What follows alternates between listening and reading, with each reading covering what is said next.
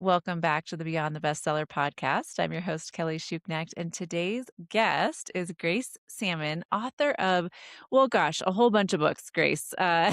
Welcome to the show. Kelly, I'm so excited to be here. I've followed you for years. We've crisscrossed paths. So to do this face to face is really a pleasure. Thanks so much for having me. Yes, it's so great to see you face to face. Like you said, we've kind of been in the same circle or kind of connected for many years, Yeah. and I don't even remember which book it started with, but we're going to start today's conversation with the Launchpad series. So you have the series, which actually took me by surprise when I saw it because I was like, oh wow, like you're kind of I don't know, branching out, helping authors really. So the Launchpad series is all about the writing, publishing, and marketing of the books, right? Absolutely. And it's such a crazy world right now. When I've been traditionally published, indie published, hybrid published, I've done the entire publishing gamut. Right from the very beginning when you'd go to Kinko's, which I don't even think exists anymore, and you'd get your little things done. You'd go to speak at a conference and you'd quick have a book. But most of my work has been really, regardless of whether it's been in the field of education or whether it's been in the world of authors or my volunteer work with hospice patients and guardian ad litem work, it really is about lifting up other people's voices up. And when I first got into writing my first novel, I realized I knew nothing about the world of novels. I knew a lot about traditionally published nonfiction books, but the world of novels was very different. So I wanted to really dive into how do we help authors, regardless of their genre, regardless of fiction or nonfiction, how do we lift up those voices so that they can be more successful? So what I did was I reached out to 40 different authors and we created a 3-book set. Launchpad, the countdown to writing your book, Launchpad, the countdown to marketing your book, and Launchpad, the countdown to publishing your book. And it's been an amazing journey to, first of all, corral 40 voices, but also to be able to come up with something that's so helpful to authors. I love that. Well, as you know, as somebody who works with authors, these books just sounded really, really valuable to me when you first sent me the information on them. Because I mean, those are the three things, right? That everyone, it's like, how do I write a book? What do I, now I wrote a book. How do I publish it? And then you think the hard part's over, right? But then it's like, oh, now I publish it. Now how do I market it? Like that's where the work actually begins, right? That's a whole beast of its own. So I Well, didn't know all of this about the bringing 40 authors or 40 voices together because that seems like a really big undertaking. it was a little bit like herding cats, but they were all Yeah. really, really amazing. So we picked different authors for each of the books, obviously, and we picked different people to do the intros to the books. And that was just a wonderful process to hear how everybody approaches it. And one of the things I came away with it was how important it is to know the end before you even sit down. Why are you writing this book? Mhm. What market are you writing it for? Who's your audience? How are you going to define success? That might be one of the most important questions authors need to ask themselves. So you may have this story or this idea or this business plan deep in your heart and ready to be launched through your fingers. But you really need to have a plan at the end of the day. It's going to make everything so much simpler if you ask yourselves questions like, how much am I willing to budget for this book? Mm. And that means both money budgeting for promotion, a publicist, editors, advertising, all of that, but also emotional budgeting. How much time are you willing to spend to make this book successful across platforms? So there was so much learning for me, even though I think these were books 5, 6, and 7 for me. There was so much that I learned as part of the process. And the industry is changing. So they're still very vibrant and there's downloads for each and every one of the books so that people can create cheat sheets for themselves depending on what the topics are. But increasingly, we're seeing authors across genres and across novels and nonfiction buying back the rights to their books and self-publishing. And that's become a very interesting thing to watch. Yeah, yeah.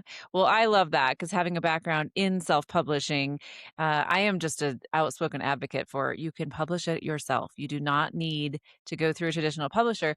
I know people have different reasons for, sometimes they just they want the backing of a traditional publisher. Sometimes it's a credibility piece, it's whatever, and that's fine. I always tell people if that's important to you, if that is really something that like you feel will give you more credibility when your book is out there, like go for it. Try, there's no harm in trying to get a traditional publisher, but it just is not the end all be all of publishing. It is great to have a big name on your book, but it should not hold you back from getting your book out there. That is just my strong opinion about it.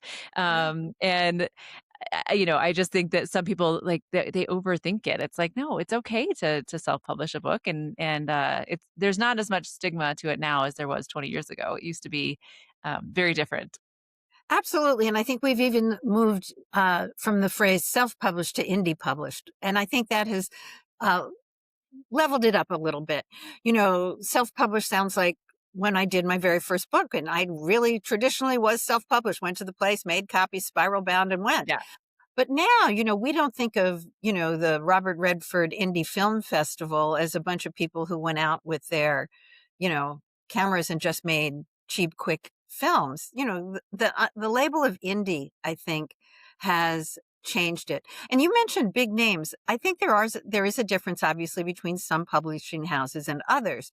So I think it behooves your audience and each writer. First of all, you want to present the best, absolutely best product you can. So that means a lot of editing, a lot of editing. We went through an interesting process with the Launchpad series where the publisher originally thought, oh, well, these are all writers. We're not going to need to do a lot of editing. And that was just not true. We need a lot of editing. yeah, So you need to put those pieces in place for sure. And I would say multiple editors and multiple beta readers. I just went through a process with my eighth book, which happens to be a novel, and I hired a professional editor, as I always have. I edit, my husband edits, my beta readers edit, and then I hire an editor, and then I read it one more time. And then I sent it out to a street team of 30 people, and horrific to me, there were probably 15 things that nobody had caught in that however yeah, many number. So editing, absolutely across genres yeah, has to be there. But you also mentioned big names. If you are active in the author community or in your particular community, whether you're publishing business or healthcare or whatever, if you're active in that community, you're going to hopefully be active in a way that you're going to have some connection with others in that field.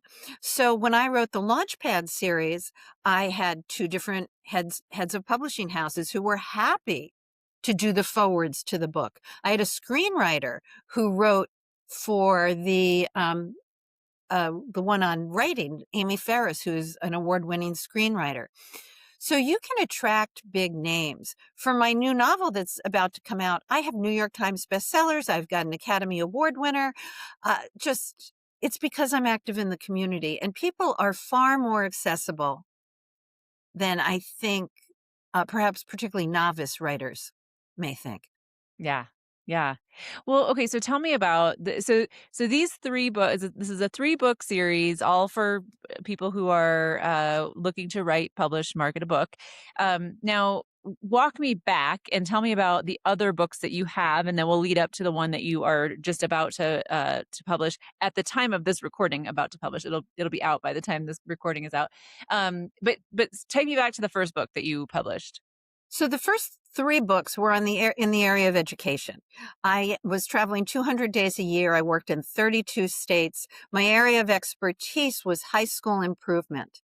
And I worked on Native American lands, but mostly in what we called underserved populations. Detroit Public Schools, DC Public Schools, the state of Louisiana. So we did everything from small communities like on tribal lands to state systems for all of Louisiana. And you get really smart, not necessarily because you are smart, but when you have that much experience in 32 states and listen to 32 different types of organizations trying to answer the same question of how do we improve our schools? How do we make teaching and learning better? Not only for the students, but how do we make teaching better and more enjoyable for the teachers? So we created what we called small learning communities. There were many, many grants at the time. This was roughly around the Clinton administration.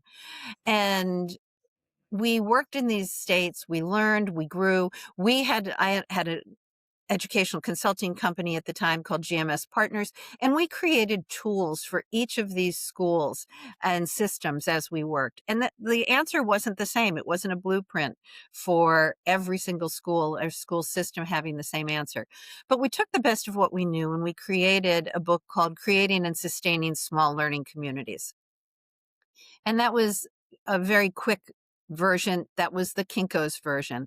And then I went to Corwin Press, which is a very, very well respected press of educational books. Okay. And there's where I learned about being juried. The book had to go to college professors, it had to go to universities, it had to go to high school superintendents. So it was very hard to be juried. I always say that writing is the most naked thing I do, and it's regardless of what genre I'm writing in.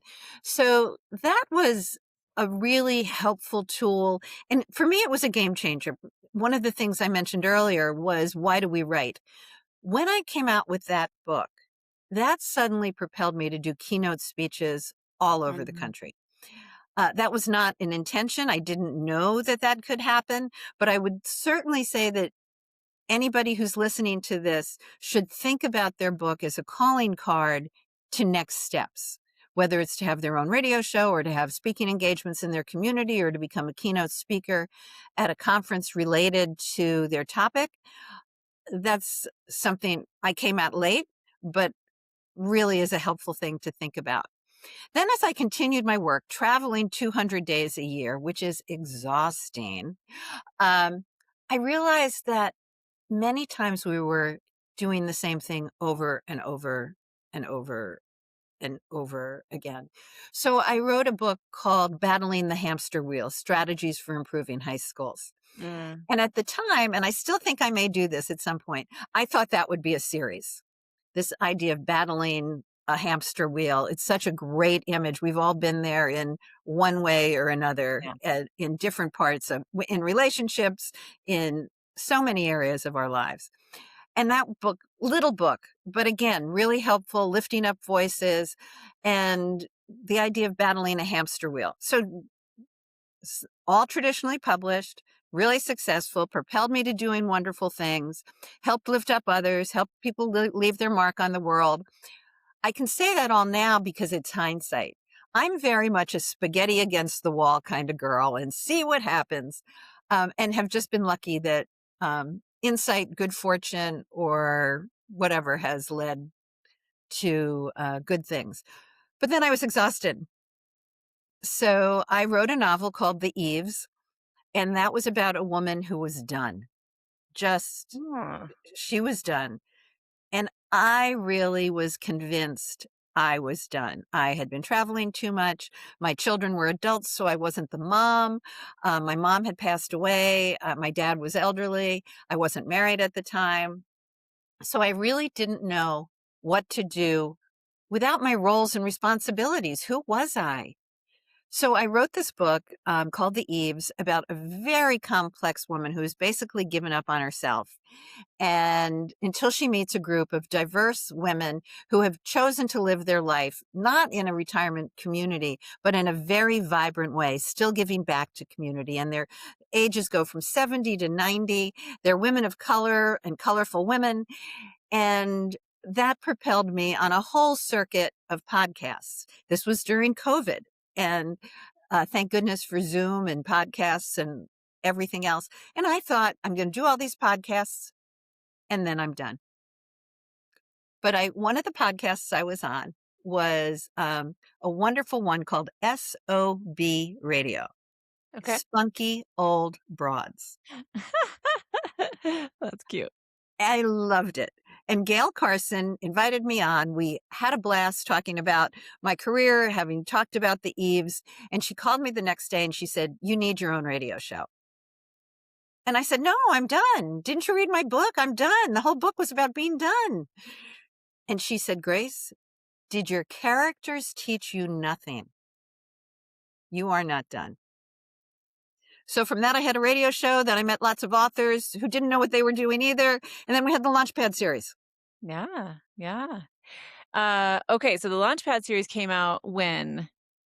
Just 2 years ago. 3 years ago. 2023, Yeah, 2023. okay. Had to do the math there, 3 years ago.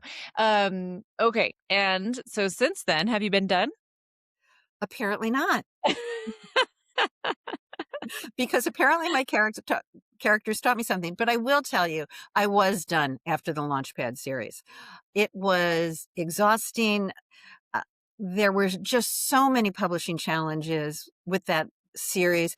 We also set a ridiculous timeline. We published the first book in January, the second book in March, and the third book in June. Oh, okay, yeah.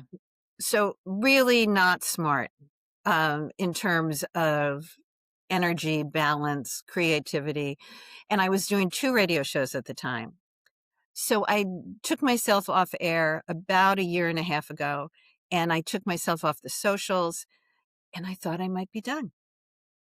And I loved being off all of that until I had this idea for a novel. And so apparently I'm still not done.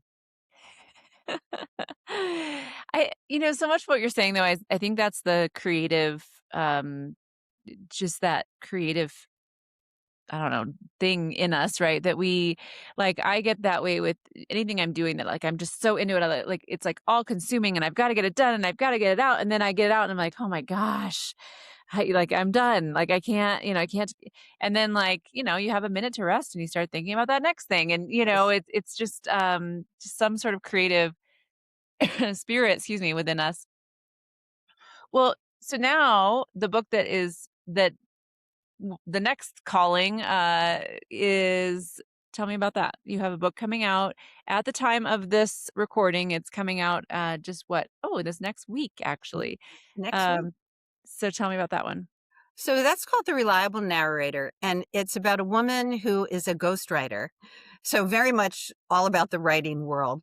And so it's a woman who's a ghostwriter who is hidden behind everyone else's stories because she doesn't think she has a story to tell of her own until she's forced to tell her story.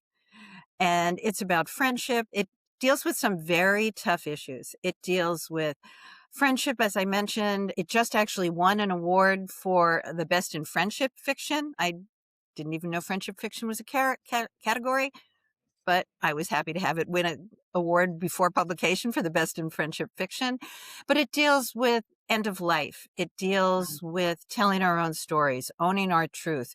It deals with cancer, the opportunity to end your life certain ways, depending on if you live in a state that has a right to die state. So there are some pretty tough issues. It also talks about the intergenerational price of not telling your story. So there are tough issues, but I think there are really some joyful themes in it.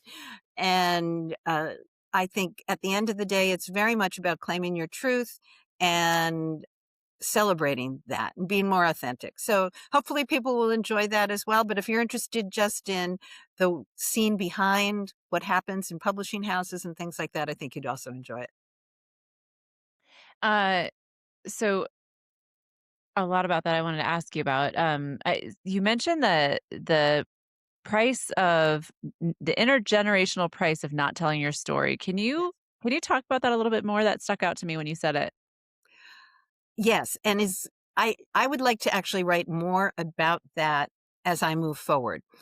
And what I mean by that is Darby Small, I don't even like to use the word suffers sexual abuse. She experiences sexual abuse at a very young age, and she's 12 years old. And her mother parlays her pain into possibilities. And what happens there is she sends Darby off to summer camp and she gets the abuser moved out of the community. And it's all at the price of Darby's silence and her mother's silence. Hmm. And they actually never talk about this moment again until Darby is almost 60 and her mom is 82. And the mom's name is Teresa. And I wanted her to have a redemptive arc. My early readers very much talked about how they didn't like Teresa at all. How could she have done that to Darby? How could she have set Darby up like that? How could she have asked Darby to be silent? And I wanted readers to understand at a point in time why Teresa did what she did. Even if we don't fully forgive her, we understand that she had that intergenerational piece where she thought that was the only way out. And she was also, she, not giving away too much of the book, Teresa's only 34 when this happens to Darby. So even though I think we want to look at our moms as, super wise, super this, Darby's mom was working 2 jobs, was a single mom, and was 34 years old. Yeah. So there was that. And then Darby's best friend, who is larger than life, Phoebe, has never told Darby that the reason she married her husband was she was date raped and became pregnant with her twins. And so I'm doing all sorts of spoiler alerts for you, Kelly. But they begin to realize that they need to tell that story. And within Phoebe's family, she has also never told the story. But one of her children knows very well what happened. So there's that intergenerational piece. And one of Phoebe's children says very clearly to her mom, I don't want to pass this on. I do not want to pass on silence to my children. Hmm. So it's about claiming voice. And I think that's what we do as authors. We claim our voice and we put that on the page, whether it is fiction or nonfiction. Nice. Well, thank you. Thanks for expanding on that. It sounds like a really beautiful book. Thank I'm you. really curious about your experience in writing both fiction and nonfiction because it's a very different mindset when you're writing the two different, kinds of books. So, um, I don't know. I guess I'm just curious about like kind of how you went about that. Like did you felt the kind of just kind of the calling to write them each, right? Like there was something in you Absolutely. that was and there's a creativity piece to both, but for you, what was the difference in the two and how you approach them? Uh, In some ways, not different in that each of my nonfiction tells a story. So I'm very much a storyteller. So the education books capture the voices of educators across the country and weave those into well-researched pieces for success. But I think that as humans, we love story. So I try to Right. make all of my nonfiction very, very readable and creative with a storytelling flair to it, if you will. The publishing side is very different. As I mentioned earlier, the nonfiction books, the first 3 had to be juried. And that was a whole nother process, very, very different in terms of what they asked for. We thought that the Battling the Hamster Wheel book was done in the package, done, ready to be sealed off. And then I got a whole discussion guide question from one of the people at a university said, "Oh no, this book will really have much more value if it has a discussion guide." And I resented it, but they were so right. And in my nonfiction, and that's in my nonfiction, but in my fiction, I always put a book club guide in because it helps people discuss. So whether it's a fiction or a nonfiction, I think discussion guides are really wonderful. They also, in my opinion, make them much more marketable. I personally think it's harder to get fiction published by a traditional press than it is to get nonfiction published. When I did my nonfiction books, I sent it out to 14 different presses and got 11 yeses Oh, wow. very quickly. And then I was able to pick and choose one with a good speaker circuit. Corwin Press was fabulous. With the nonfiction side, there's the whole thing of which way are you going to go? Big house, small house, agent, non-agented. And I think it's a little harder if you want to go traditional with an agent. I think that is absolutely the hardest. About 1%, I think, of authors of fiction get picked up that way. Yeah, yeah, that's great. Great information to share with people who are looking into different paths to publishing. In the Launchpad series, the book about publishing, do you go into kind of all of that detail and explaining the difference in all of that? Are those books, the Launchpad books, are they focused on fiction or nonfiction, or does it matter? I don't think it really matters. Okay. I think the writing one is probably more fiction driven, but I will tell you one of my favorite chapters in the writing one was on punctuation. And I fought even having that in. I was like, that sounds like such a silly chapter. Who's going to plow through a chapter on on punctuation? I can't tell you how many times I refer to it. I would say each of them is for all audiences. Yeah, the writing one had just great things on how to do research, and if you want to make your research go more quickly, how to put different hashtags and how to put things together, and yeah, great resources I think for all. And I think as well the idea that you can get downloads. So if there's a particular each of the authors at the end of their chapter did a countdown to successful publishing. So they did a 10, 9, 8, 7, 6, 5, 4, 3, 2, 1. The 10 things they thought were most important in their chapter. Okay, okay, nice. Well, Grace, I feel like we could just continue talking about all of these things forever. These are my favorite topics, and you are just a wealth of knowledge. So we will, I do have to wrap us up, but we will put the links to the Launchpad series and the Reliable Narrator, because that's coming out just around the corner here. And like I said, by the time this episode comes out, that book will be out and available. So we'll link to all of those books in the show notes. How else can or readers, listeners, or viewers connect with you online, find you, learn more about you? Thank you. Well, I'm on Facebook at Grace Salmon. I think it's Grace.Salmon. I'm on Instagram. I'm trying to get back into LinkedIn, so I'm there as Grace Salmon Writes. You can find out everything you need to know about me at gracesalmon.net. I am said the same way as the fish, but spelled differently, SAMMON.net. And I love connecting to readers. I'm doing a little bit of book coaching now, and I'm super accessible. So if your listeners and viewers have questions, just tell them to reach out, and it may take me a while, but I will definitely get back to them, have a conversation with them. It really is about how do we all help each other in this world. So don't hesitate. Thanks. Lovely. Thank you, Grace. Thanks for coming on. You were fabulous. Thanks so much, Kelly. Looking for a community of women writers to support and inspire you on your journey? Join the Author Power Circle. Connect weekly with fellow authors, stay accountable, and move your book forward in an encouraging community. Learn more at kellyshuckneck.com.